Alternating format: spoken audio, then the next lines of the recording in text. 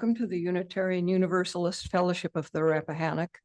We are a community of like-minded people who come from various backgrounds, experiences, and places, but we are united in the religious principles of the inherent worth and dignity of every person, justice, equality, and compassion in human relations, acceptance of one another and encouragement to spiritual growth, a free and responsible search for truth and meaning, the right of conscience and the use of the democratic process, the goal of a world community with peace, liberty, and justice for all, and respect for the interdependent web of life.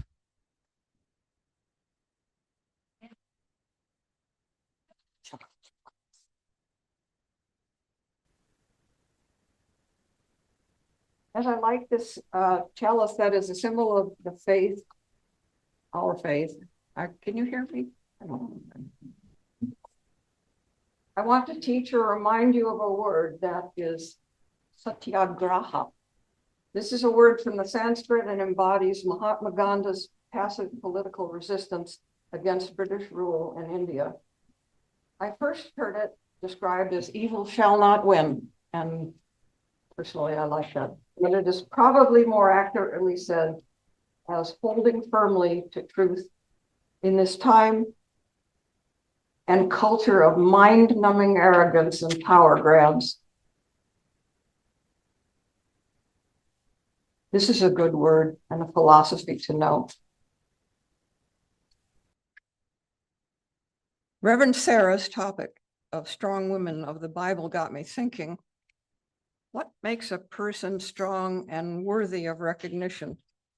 If you are elected to a prominent public position because of your work securing homes for the homeless, if you stand up to a speaker who spouts hatred towards your neighbor, if you are present when a toddler wanders into traffic and you run to snatch her up out of a car's path, you are strong and worthy of recognition. But what if you are just a member of UUFR and an ordinary person? Do not doubt that you are a strong person and worthy of recognition, especially when you direct board members and untangle inevitable disagreements. You plan Sunday services that are thought-provoking and enlightening. You chair a committee that creates social activities and opportunities.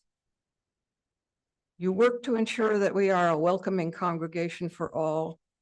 You create and maintain beautiful gardens and pathways that are calming ways to begin the services. You teach us other perspectives and encourage us. You greet visitors and regulars as we enter and provide tasty things to eat so we can share ideas in a friendly and welcoming place. You are creative, inspiring, and sharing with us. You share your musical gifts with us. Surely. You support the fellowship by coming and by giving as and what you can. You spread your values in the community, in outreach, and by your example. Our speaker this morning is our dear friend, Reverend Sara Mackey. Sara has been a friend of UUFR since its earliest days when the fellowship was meeting in the Women's Club. She was present for the groundbreaking ceremony of this building and again for the dedication of the building. Reverend Mackey is a part of our UUFR family and has spoken here many times.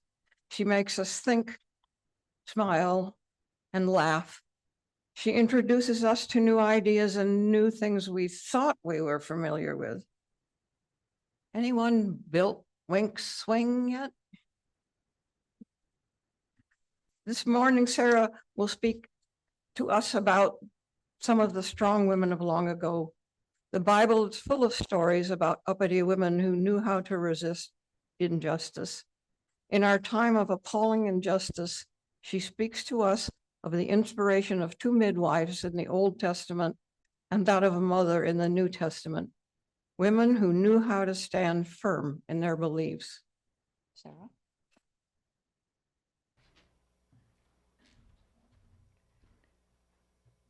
Good morning, everybody. I'm always glad to see you, always glad to be here. Welcome to those people on Zoom. Have we got Zoom people? Welcome to you. You're part of us, and we're glad to have you too. The last time I was here, I brought a reading from Meg Barnhouse, who's a Unitarian Universalist minister and musician. And she and some friends had a radio show years ago called Radio Free Bubba, someplace in North Carolina, I'm not sure what city. And they put out a book of the essays that they did on the radio. And this is another book of Radio Free. This one is The Return of Radio Free Bubba. And there are a number of these essays refer to 9/11, which had just happened when these programs were aired. And Meg's, you'll see, refers to 9/11. And given the political climate that we're in today, it's an appropriate message. What makes a perfect moment? I found myself in the middle of one last October at the county fair. My 12-year-old son and our friend Robin and I had just staggered off of that ride that slings you sideways until your neck is bent and your stomach and kidneys rub against each other. We walked in circles for a minute, trying to decide if we were going to need to throw up or not. When we didn't, we decided it must be a good time for a hot dog at Biker Barbie's. We lined up at the counter on black leather motorcycle seats that weren't quite level, or maybe it was an inner ear thing. You had to pay attention not to slide off. The hot dogs were good, and only something like $13.50 a piece. The temperature was perfect. Mid-October, late afternoon, a slight chill in the air. Robin and I decided the Ferris wheel was definitely next. My son declined. He would be slung around to within an inch of his life, but he did not think the Ferris wheel looked fun. "Mom, they stopped you up there," he said, pointing at the cars swinging high in the sky. "Yeah," I said, "you can see everything from there." He shuddered. We waited in line for a while, and then it was our turn to load up into a car. It was yellow, and it swung as we got in. The ride operator was playing Led Zeppelin. We began to circle around, the music getting loudest at the platform and fading as we went upwards. Then our car stopped. I could see my boy on the ground. Ball cap, baggy pants, hands in his pockets. He pulled one out to give a little wave. The sun was going down out behind the railroad yard. Flags of all colors were snapping in the breeze, down below over the rides and the games. It all looked so normal. A month before, terrorists had attacked our country, shaking our sense of ourselves, our feeling of what life was like for us. It was something the rest of the world has known for a long time, but we've been able to remain unaware. Security is a superstition. It could all go at any minute. And yet, there was this life to be lived. The chill in the air, the sunset, my son waving. This moment rang like a temple bell. Ordinary life is what is most to be desired. To love, to be with friends, to continue on with the dailiness of it. I could see it all from up here. We must not be afraid. The song wafted up, and she's buying a stairway to heaven. I was in it. Heaven filling up and overflowing. I wish the possibility of that moment for people all over the world. And I do need to clarify that I'm not a reverend. I'm not ordained. I'm a preacher, but you don't have to be ordained to be a preacher. And I have a Master of Divinity degree, but you don't have to be ordained for that. So I just show up and do what needs to be done. Your concerns this morning are so appropriate to this story that I'm about to share. It's an old folk story about a lonely couple and an odd bargain. This couple were very happy, except that they couldn't have children. And I'm going to just tell you a skeleton of this story. One day, a stranger came to town. And we all know that nothing is happening in a good folk story until the stranger comes to town. And he had a peculiar bargain. He said that he could pass a spell that would let them have a child. But the deal was they had to give the child back when the child turned 18, had to give him to the stranger. And they couldn't even imagine 18 years down the road. They wanted this child so much. So they said yes. And sure enough, they had a little boy who grew. They had a happy time. And they couldn't face the notion of telling him about the bargain. But then on the day before his 18th birthday, they knew that they had to. And he was distraught. He was miserable and went into the woods by himself so that he could grieve and despair. And while he was there, a woman that he did not know came by, another stranger. And she said, "What's wrong?" And he told her about the bargain. And she said, "Don't go." And he said, "I have to. My parents made this pact." And she said, "You didn't make any pact. Say no." And he said, "He'll make me." And she said, "Fight him." And the short version is he went back and the stranger came and he said, "No, I'm not going with you." And the stranger fought him, and the stranger was older and got exhausted sooner and gave up and went away, and the bargain was over.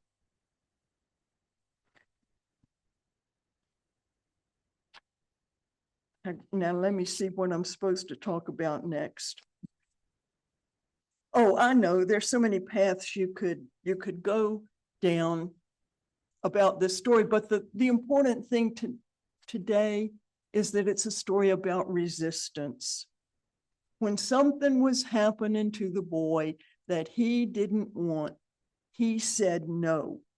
But at first, it didn't occur to him that that was an option. Somebody had to point that out to him. But once the idea was presented, he was saved. A woman turned things around in this story, and there are plenty of other stories in history and, in fact, in the sacred text, where uppity women change things with their acts of resistance. I'm going to share a couple of those stories today. One is from the Old Testament, and one is from the New Testament. And these are stories where women responded to injustice with resistance. The first story is in the first chapter of the book of Exodus, and it's the story of Shiphrah and Puah, the Hebrew midwives. The backstory is that the Israelites were enslaved by the Egyptians, and the Pharaoh was getting anxious because the Israelites were getting too numerous, and he was afraid they were going to revolt. So he tried to oppress them with forced labor. And in fact, the forced labor just made him stronger. And he got nervous. So here's what he did. This is going to be Exodus chapter 1, verses 15 through 21.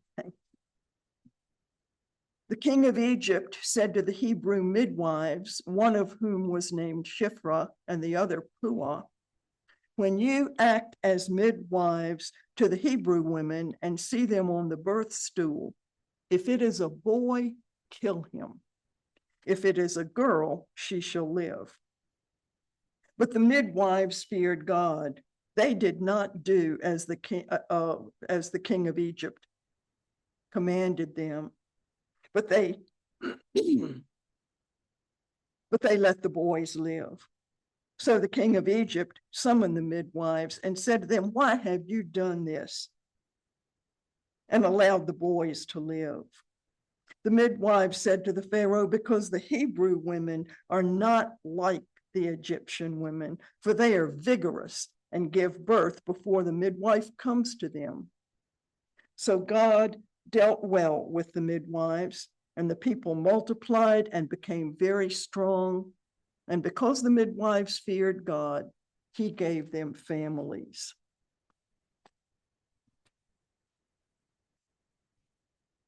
So in essence, the Pharaoh told the midwives to kill all the boys as soon as they were born to diminish the strength of the enslaved people. Oppressing them bitterly wasn't working. These women were midwives, though, and they told the Pharaoh fat chance.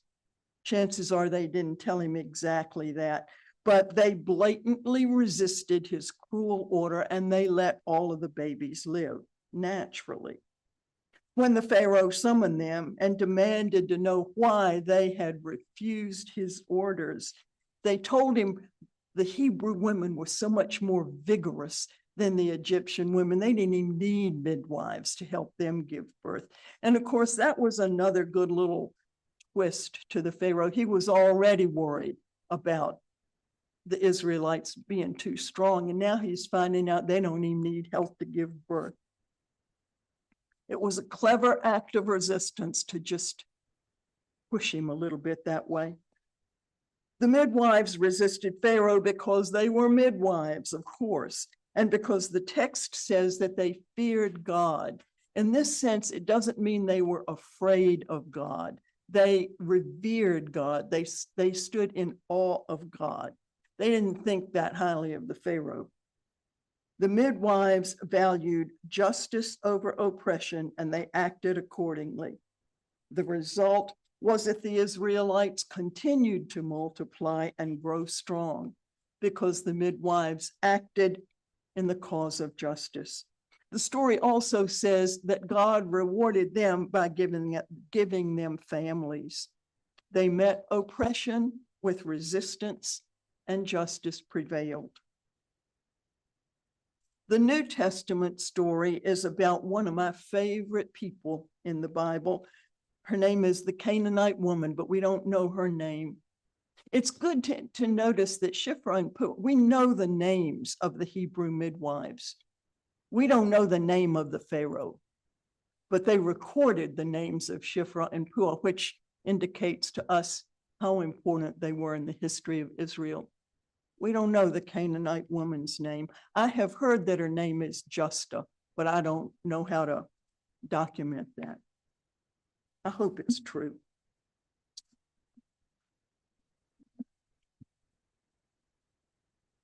And this is in the book of Matthew, and it's chapter 15, verses 21 through 28. Jesus left that place and went away to the district of Tyre and Sidon.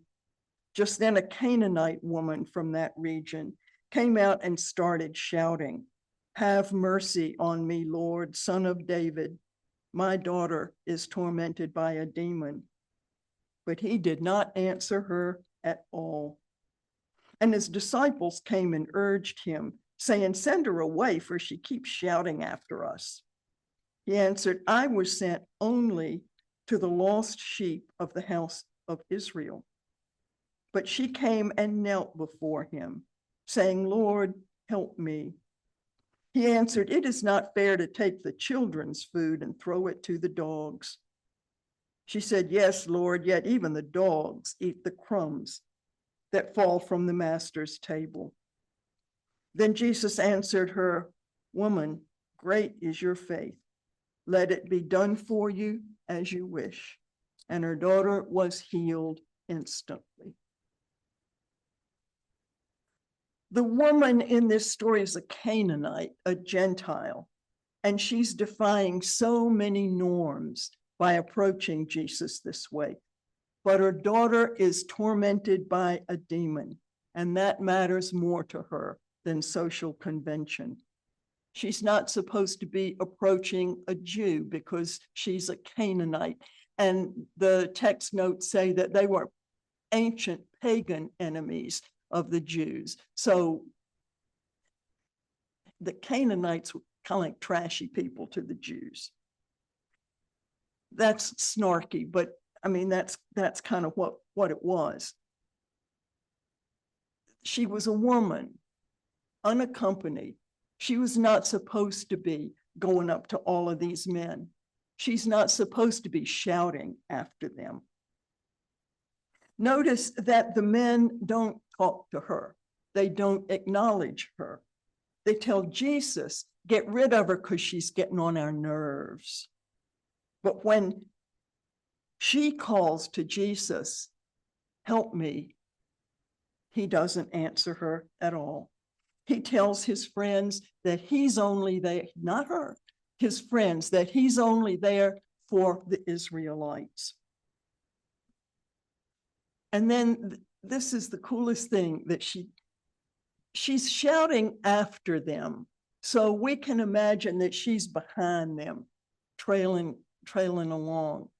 And then it says, she comes and kneels in front of Jesus.